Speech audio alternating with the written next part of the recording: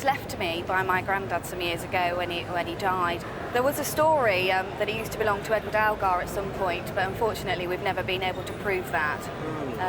But that's just a family story. Well, that's an interesting connection. Do you know when it dates from? No, not really. I've never had it dated. The date is around 1835, 1840, so early Victorian times.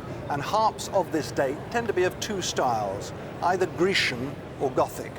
And if we look at this one, we can see that it's very much in the Grecian style.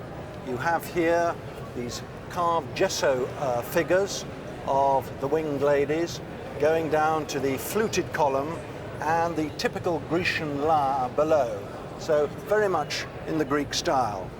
And over here you have the swell pedal, which you press and it opens the four apertures here, which is if you want to play the harp fortissimo.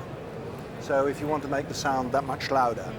Well, harps were extremely popular in the late 18th and early 19th century, not only in this country but also abroad. Marie Antoinette was quite a harpist and she popularized it in France.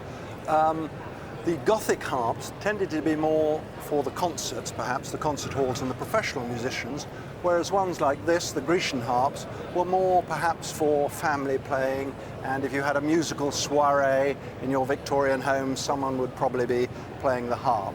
I particularly like the decoration here, the way that it's painted red, and I think all the paint is original, and you've got the foliate decoration, and it's a very striking example of a harp.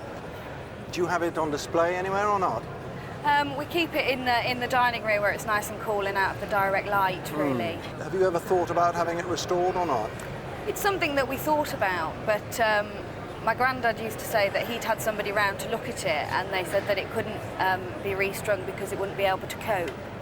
I think that's right. I think it would be very difficult to restring it properly, and I think it should be enjoyed as a decorative object rather than a musical instrument per se. What about value? I have no idea. Well, I would expect it to fetch in the region of perhaps £1,500 at auction. The Cry of Love by Jimi Hendrix, as you know, if it was an album, because on this side it's Jimi Hendrix. And so I see on this side, it is the very best of Bert Camford, which is very strange. Yes. And I don't know whether you know that the actual album of Jimi Hendrix, Cry of Love, in a pressed red record, there are only two in the world. And I'm just going to sort of let you down slightly lightly in that if it had been the red one of both Hendrix, we'd be talking about over £1,000. Right. The fact that you only have one side Hendrix, the other side Bert Camford, we're talking about between £500 and £700 at auction. Right. And it's unheard of. I mean, Yeah. as far as I know, it's the only one, unique. Yes.